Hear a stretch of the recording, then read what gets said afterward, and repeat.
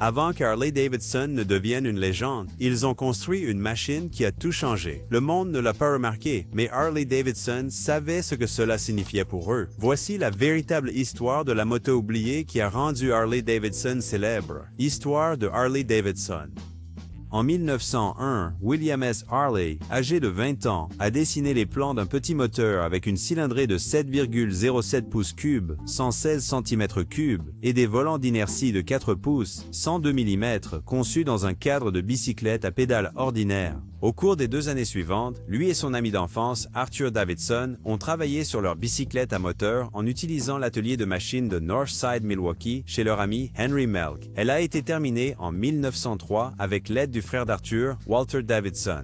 Lors des tests de leur cycle motorisé, Harley et les frères Davidson ont constaté qu'ils ne pouvaient pas monter les collines autour de Milwaukee sans assistance pédale, et ils ont considéré leur première bicyclette motorisée comme une expérience d'apprentissage précieuse. Les trois commencèrent à travailler sur une machine nouvelle et améliorée avec un moteur de 24,74 pouces cubes, 405 cm3, avec des volants de 9,75 pouces, 24,8 cm pesant 28 livres, 13 kg. Son motif de cadre en boucle avancée était similaire à la moto Miracle de Milwaukee de 1903 conçue par Joseph Miracle, plus tard célèbre pour la Flying Miracle. Le moteur plus grand et le design du cadre en boucle l'ont sorti de la catégorie des bicyclettes motorisées et ont tracé la voie vers les futurs designs de motos. Ils ont également reçu de l'aide pour leur moteur plus grand de la part du pionnier des moteurs hors-bord haut, Levin Rood, qui construisait alors des moteurs à essence de sa conception pour une utilisation automobile sur Lake Street à Milwaukee. Le prototype du nouveau cadre en boucle Harley-Davidson a été assemblé dans un abri de 3 mètres par 4,6 mètres dans le jardin de la famille Davidson. La plupart des pièces principales, cependant, ont été fabriquées ailleurs, y compris certaines probablement fabriquées dans les ateliers ferroviaires de West Milwaukee, où le frère aîné, William A. Davidson, était chef d'atelier. Cette machine prototype était fonctionnelle le 8 septembre 1904 lorsqu'elle a participé à une course de moto à Milwaukee au State Fair Park.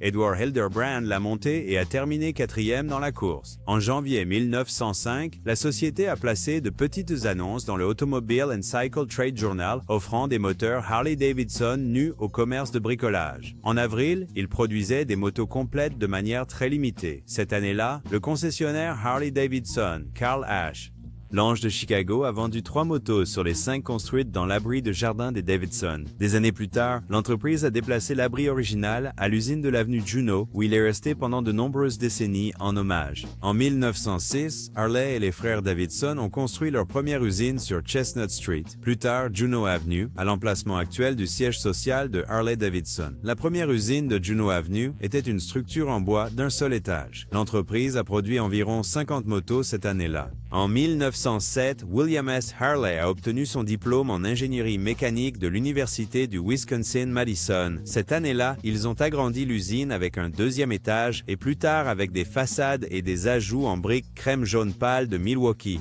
Avec les nouvelles installations, la production a augmenté à 150 motos en 1907. La société a été officiellement constituée en septembre. Ils ont également commencé à vendre leurs motos aux services de police à cette époque, un marché qui leur est important depuis lors. En 1907, William A. Davidson a quitté son emploi de contremaître d'outillage pour le Milwaukee Road Railroad et a rejoint la société de moteurs. La production en 1905 et 1906 était composée uniquement de modèles monocylindres avec des moteurs de 26,84 pouces cubes, 440 cm3. En février 1907, ils ont présenté un modèle prototype au Salon de l'automobile de Chicago avec un moteur V-Twin à 45 degrés. Très peu de modèles V-Twin ont été construits entre 1907 et 1910. Ces premiers V-Twin avaient une cylindrée de 53,68 pouces cubes, 880 cm3 et produisaient d'environ 7 chevaux. Cela donnait environ le double de la puissance des premiers monocylindres et la vitesse maximale était d'environ 60 miles par heure. La production est passée de 450 motos en 1908 à 1149 machines en 1909. Harley-Davidson savait qu'ils avaient un excellent design, mais le monde ne le savait pas encore. Ils savaient que leurs motos ne pouvaient pas surpasser les motos Indian en termes de vitesse, mais ils avaient un avantage. Ils savaient qu'ils pouvaient créer une moto capable de parcourir de longues distances. Walter Davidson a parcouru 350 miles sur des routes en terre et un terrain accidenté, et à la fin, il a remporté la première place. Après la course, William Harley est retourné à l'amélioration du moteur et a eu une idée révolutionnaire. Il a conçu un moteur à 2 cylindres. En 1909, Harley-Davidson a fait un saut audacieux vers l'avenir qui a changé son héritage à jamais. Ils ont produit le modèle 5D Harley-Davidson, modèle 5D, 1909. Ce moteur bicylindre en V a introduit quelque chose de révolutionnaire. Un moteur de 49,5 pouces cubes, 811 cm3 produisant 7 chevaux. Cela peut ne pas sembler beaucoup aujourd'hui, mais à l'époque, c'était de la puissance brute attachée à 2 roues avec une vitesse maximale d'environ 60 miles par heure. Cette moto doublait la performance de leur moteur monocylindre. Le moteur était incliné à 45 degrés, un design qui deviendrait la signature emblématique de la marque. C'est un moteur en V à 45 degrés qui a créé ce grondement distinctif patate-patate qui deviendrait finalement le son le plus reconnaissable de la moto. Malgré des préoccupations initiales concernant la fiabilité qui ont retardé la production ultérieure de V-Twin jusqu'en 1911, seulement 27 unités du modèle 5D ont été construites en 1909. C'était un modèle d'essai et Harley-Davidson n'en était pas entièrement convaincu. Le moteur avait des problèmes de fiabilité et ils n'ont pas sorti un autre V-Twin avant 1911. Ce qui semblait être une expérience à préparer le terrain pour ce qui serait connu comme la configuration de moteur la plus légendaire de Harley. Ce n'était pas seulement le premier chapitre de l'histoire de Harley-Davidson, c'était le premier brouillon de la culture motocycliste américaine. C'est le symbole de l'innovation, de la prise de risque et du début de la domination de Harley-Davidson dans l'industrie motocycliste américaine. La rareté de cette moto la rend presque mythique aujourd'hui avec des valeurs dépassant un demi-million de dollars, mais leur véritable valeur ne se mesurait pas en valeur, mais en influence. Le modèle 5D n'a pas été un énorme succès, mais au fond, ils croyaient qu'ils avaient beaucoup de potentiel. Ce furent 8 années de conception après conception de motos ratées, mais ils n'ont jamais abandonné. En 1911, Harley-Davidson a lancé le modèle 7D qui a finalement été un succès.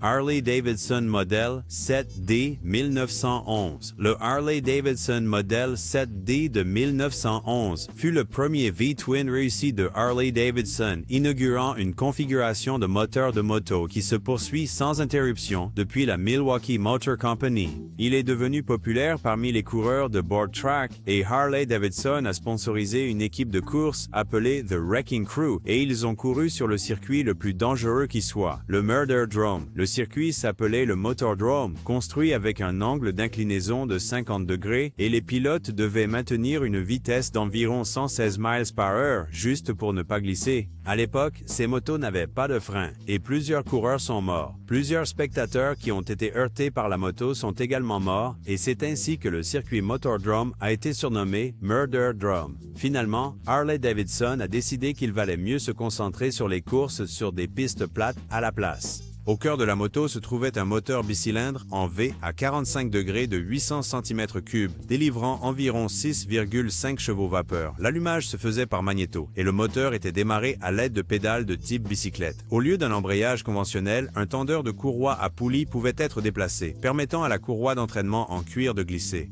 Vantant son silencieux efficace, Harley-Davidson a fait la publicité du modèle 7D et des autres Harley de cette époque, comme le Silent Grey Fellow. En 1912, Harley-Davidson a introduit leur siège à suspension breveté qui était suspendu par un ressort hélicoïdal à l'intérieur du siège également. La tension du ressort pouvait être ajustée pour s'adapter au poids du conducteur et plus de 3 pouces 76 mm de débattement étaient disponibles. Harley-Davidson a utilisé des sièges de ce type jusqu'en 1958.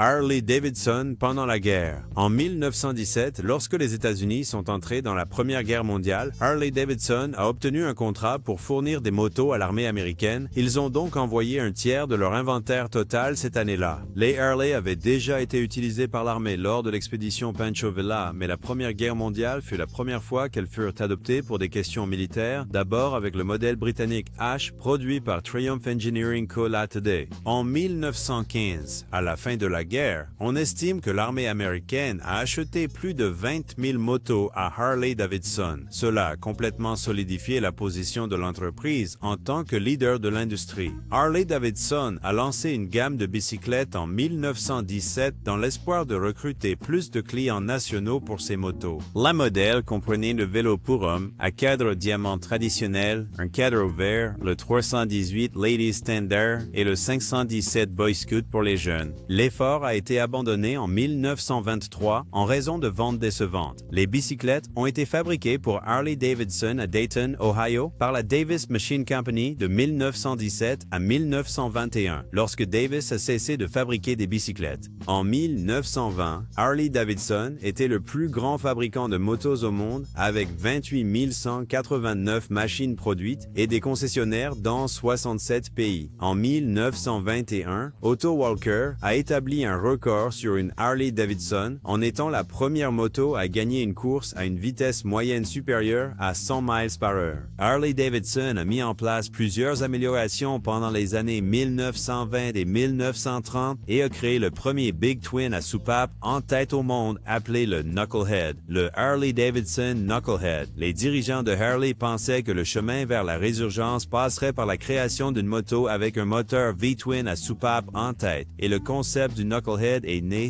Haley a chargé les ingénieurs Hank Sivertson et Joe Petral de diriger le projet. Cependant, ils ont été contraints de rendre le moteur public avant d'avoir terminé de résoudre les problèmes de conception.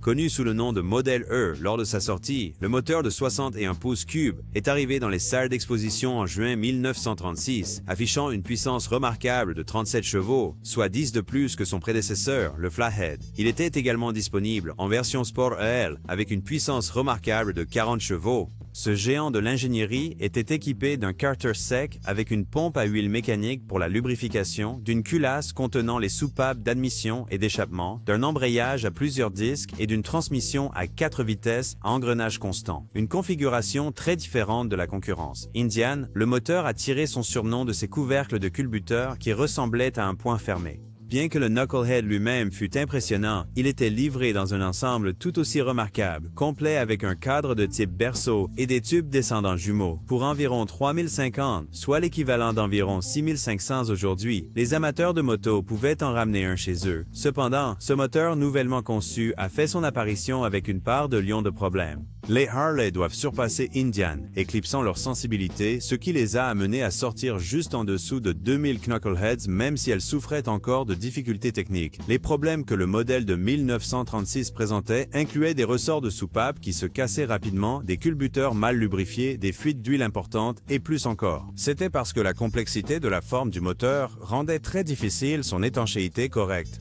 Les ingénieurs ont essayé de résoudre le problème avec le Knucklehead en redessinant presque complètement la configuration originale. Plus particulièrement, des améliorations ont été apportées à la métallurgie des ressorts et le design du rocker a été amélioré et les problèmes de fuite d'huile ont été traités. Des kits de réparation ont ensuite été envoyés aux concessions Harley pour réparer les motos déjà sur la route. Étant donné que de nombreuses pièces du modèle original de 1936 modèle E n'ont été fabriquées que pendant cette année de production en raison des refontes importantes, il est maintenant pratiquement impossible de trouver des pièces de rechange. Ceux qui cherchent à restaurer un modèle de 1936 doivent soit fabriquer ces pièces insaisissables spécifiquement pour la moto, soit modifier une pièce similaire d'une autre moto pour l'adapter. En 1938, Harley avait résolu les défauts de conception, mais a continué à améliorer le Knucklehead pendant presque une décennie. Certains de ces changements comprenaient le recouvrement complet du haut du moteur. Des ressorts de soupape plus rigides ont été ajoutés, un volant d'inertie plus grand a été inclus et un nouveau modèle a été lancé, introduisant une taille plus grande de 74 pouces cubes.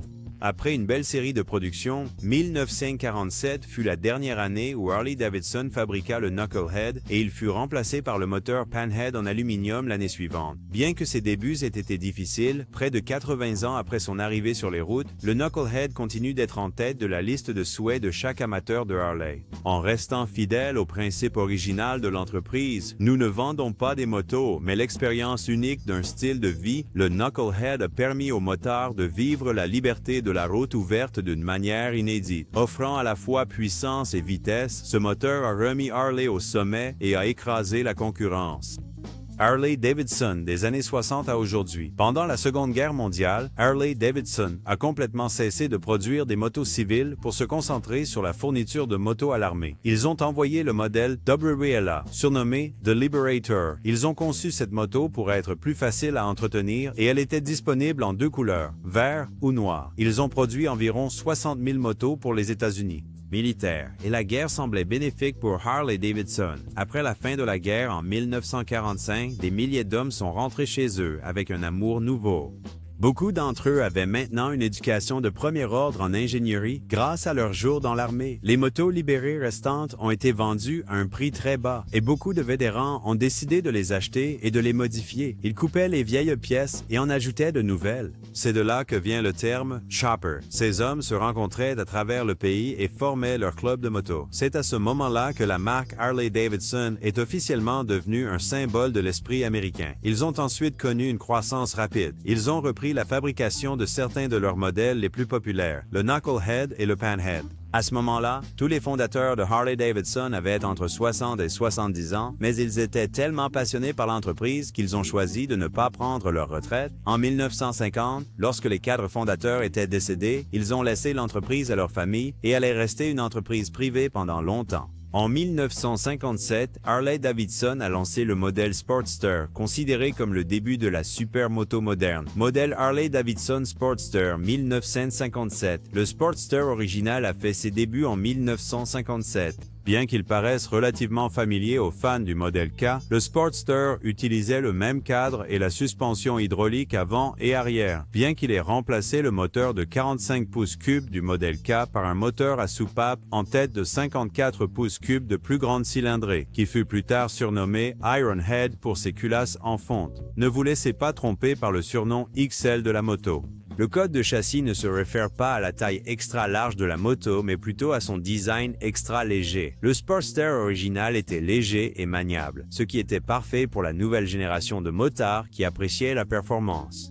En 1958, Harley-Davidson a annoncé plusieurs nouveaux sous-modèles basés sur le châssis XL. Ceux-ci comprenaient le XLR Sportster, qui était une version à haute compression remplaçant le moteur standard par une nouvelle variante à haut rendement. Ce nouveau moteur comportait des pistons bombés, des soupapes plus grandes et une compression plus élevée, améliorant ainsi les performances globales. D'autres caractéristiques comprenaient le démarrage électrique, des clignotants en option, une suspension plus haute en option et plus encore. Le XLC Sportster était une version tout-terrain de l'emblématique XL Sportster avec des spécifications réduites, y compris le moteur à compression moyenne, pas de compteur de vitesse, pas de silencieux, pas d'éclairage, des garde-boue raccourcis et le réservoir d'essence en forme de cacahuète emblématique. Harley a arrêté la XLC après une année de production. La XLCH Sportster était une Sportster tout-terrain plus sportive avec toutes les spécifications dépouillées de la XLC, en plus du moteur à haute compression, des pneus à crampons, une suspension plus haute et quelques accents spécifiques au modèle. Le XLRTT, qui était l'édition spéciale Tourist Trophy Racer, Harley a arrêté le XLC et le XL Standard dans les 2 années suivantes, ne laissant que le XLH Touring, le XLCH tout-terrain à haute compression et le XLRTT édition spéciale.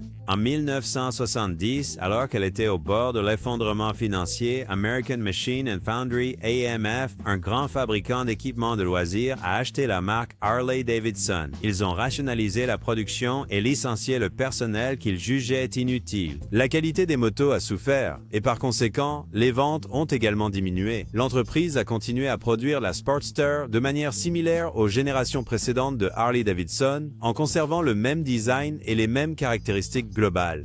La Harley-Davidson de 1971 a conservé le même moteur de 883 cm3, le cadre, le châssis et les caractéristiques standards de la moto. Cependant, l'année marque le partenariat de Harley-Davidson avec le célèbre cascadeur Evel Knievel.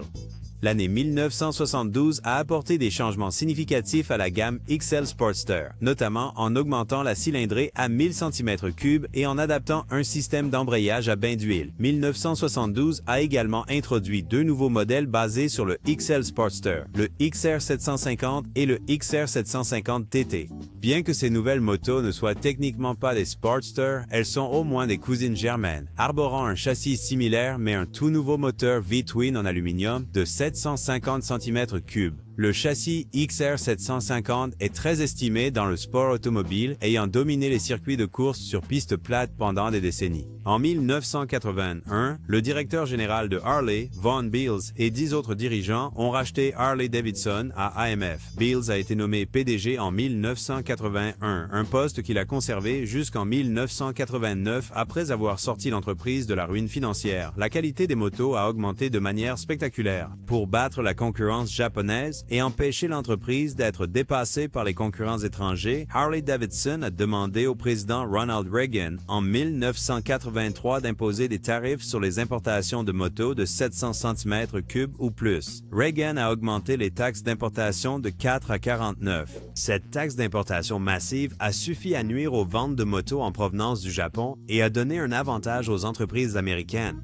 Le tarif a fait son effet. Harley-Davidson est devenue une société cotée en bourse. Harley-Davidson a continué la production de ses emblématiques Ironhead Sportsters de 1000 cm3 jusqu'en 1985, avec plusieurs sous-modèles et éditions spéciales apparaissant au cours de cette période de près d'une décennie et demie. Cela inclut l'édition Liberty, 1975, l'édition Confederate, 1977, le 75e anniversaire, 1978, l'édition Milwaukee, 1981, XLT Touring 1976, 1978, XLS Roadster 1978, 1984, XLH. Hugger, 1980. En 1985, la société a annoncé le changement le plus significatif du Sportster en 3 décennies, l'arrêt du moteur Ironhead de la moto. À la consternation des amateurs de Sportster, Harley-Davidson a annoncé la fin du modèle Ironhead Sportster en 1985.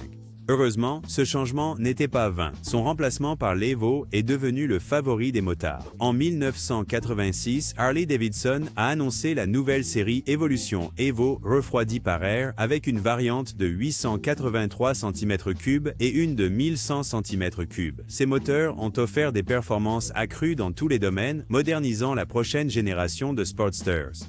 Cette mise à jour du moteur est arrivée avec de nouveaux codes de modèle également, qui étaient le XLH 883 et le XLH Melson. De 1996 à 1999, tous les Sportsters utilisaient le code de châssis XLH Touring, les derniers chiffres représentant la configuration du moteur. À cette époque, Harley-Davidson a lancé plusieurs sous-modèles, y compris le Hugger Base, le Custom élégant et le Sport inspiré par la performance. Harley-Davidson a atteint des ventes records en 2006 lorsqu'ils ont vendu plus de 260 000 motos aux États-Unis et ont réalisé un bénéfice d'1 milliard de dollars. Et pendant une courte période, il semblait qu'ils étaient sous les feux de la rampe et qu'ils continueraient à croître. Malheureusement, après la grande récession de 2008, les gens ne dépensaient plus autant d'argent pour acheter une moto. Le coût moyen d'une Harley-Davidson était d'environ 20 000 $, ce qui n'était pas équivalent à conduire une voiture. Seules quelques personnes pouvaient se permettre de l'acheter. Le prix de l'action de l'entreprise a chuté drastiquement. Et aujourd'hui, des années plus tard, l'entreprise ne s'est pas complètement rétablie. Mais une chose est claire.